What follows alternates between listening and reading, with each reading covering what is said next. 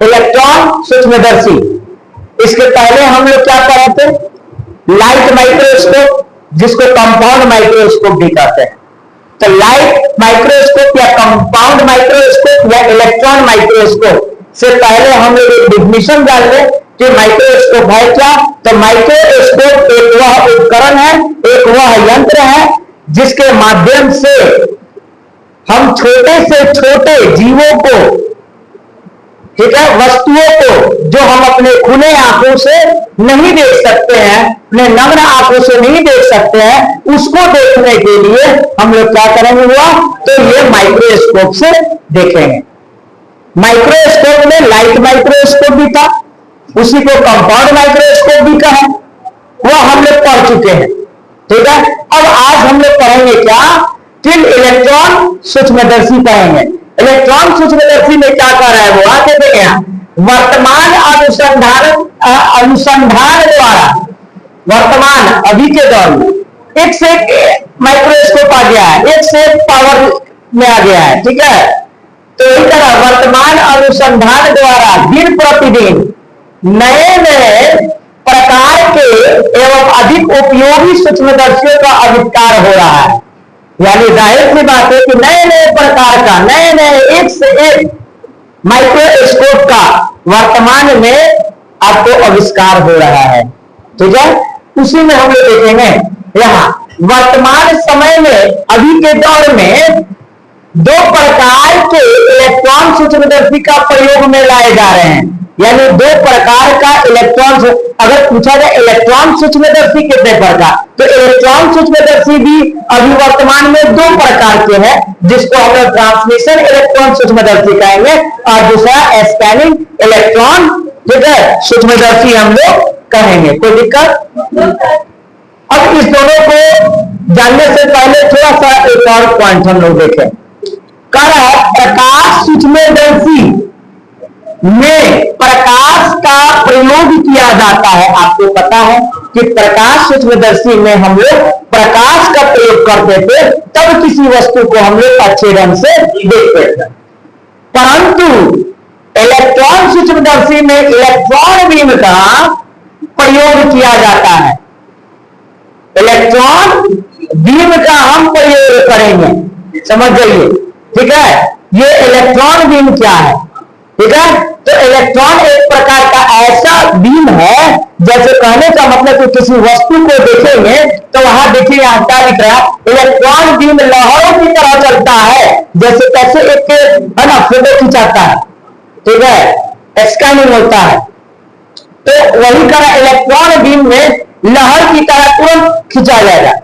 आप एक्सरे वगैरह आप देखे होंगे, कहने का मतलब है कि स्कैनिंग होता है या एक्सरे वगैरह वहां जाते होंगे तो देखते हैं ना कैसे एक बार आपको कहता है जी एडजस्ट रहिए, ऐसे रहिए, आप ऐसे रहे, एडजस्ट रहे, उसके बाद एक ही आगे वहां पर आप एक ही तुरंत खींच देता है। तो उसका लहर इतना तेज होता है, इतना तेज होता है कि आप उसके लहरों को देख भी नहीं सकते। तो वही यहां पे कह रहा है, आप देखेंगे कि ये लहरें दिखाई देने वाले प्रकाश से, अगर कोई प्रकाश दिखाई दे भी रहा है, लेकिन ये लहरें क्या है, उस प्रकाश से 1,00,000 गुना छोटी होती है। सोच लीजिए 1,00,000 गुना एकदम छोटा होता है, लहर की तरह एकदम तुरंत आएगा उसका लाइट। यही कारण है कि इलेक्ट्रॉन सूक्ष्मदर्शी का रिजॉल्विंग पावर बहुत ज्यादा होता है। रिजॉल्विंग पावर, इसी इलेक्ट्रॉन बीम के माध्यम से रिजॉल्विंग पावर बहुत ज्यादा होता है। अब सवाल खड़ा हो रहा है कि रिजॉल्विंग पावर क्या, तो हम लोग यहाँ ठीक आगे आपका लिखा हुआ भी है। ठीक है, रिजॉल्विंग पावर के बारे में देखेंगे अब यहाँ पे। ठीक है, तो पहले रिजॉल्विंग पावर देखें। ये वस्तु है कुछ, और इसी पर ये भी वस्तु है। ठीक है, हो जाएगा। पॉइंट चाहिए एक और हमने क्या दिया, इस पे पॉइंट दिया। आपको क्या दिखाई दे रहा है कि 1 पॉइंट या 2 पॉइंट? 1 पॉइंट दिखाई दे रहा है, एक बिंदु दिखाई दे रहा है। लेकिन रिजॉल्विंग पावर वह पावर है कि ये दो बिंदु का डिस्टेंस यानी उनके बीच बीच में या इसका बारीकी एक एक पॉइंट बारीकी से वह रिजॉल्विंग पावर से आप देख सकते हैं। तो रिजॉल्विंग पावर आगे मिलेगा शब्द यहां देखेंगे।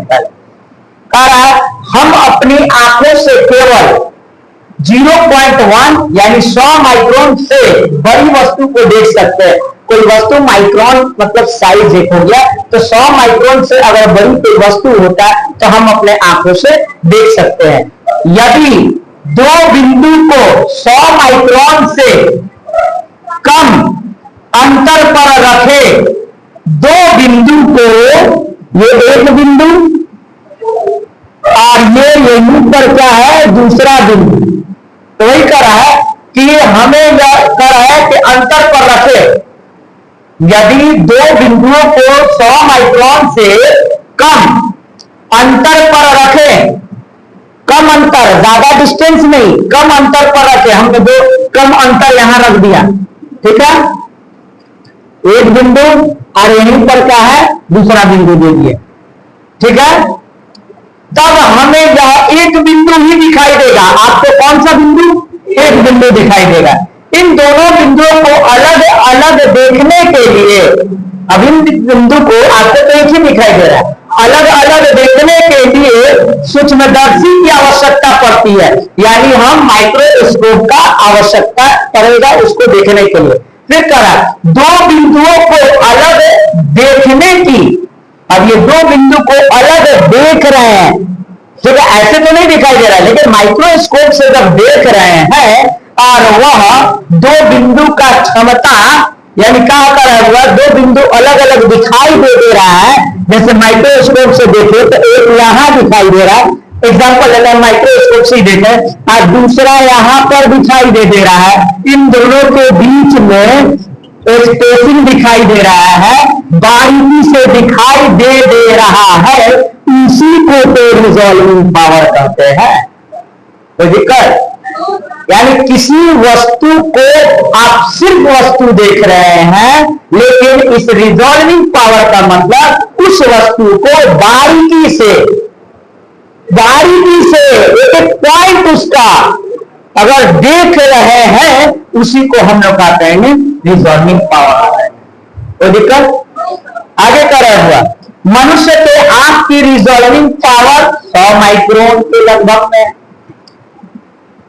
प्रकाश सूक्ष्मदर्शी या लाइट माइक्रोस्कोप से देख रहे हैं तो रिजॉल्विंग पावर 3000 यानी 0.3 माइक्रोन होती है, ये ऑब्जेक्टिव में आपका काम आएगा। और इलेक्ट्रॉन सूक्ष्मदर्शी से अगर रिजॉल्विंग पावर जो है 0.0258 डिग्री होती है। कोई दिक्कत? तो ये इतना आपका ये हो गया, कोई दिक्कत इसमें? इसको उतार नहीं है सकती ना, चलिए ठीक।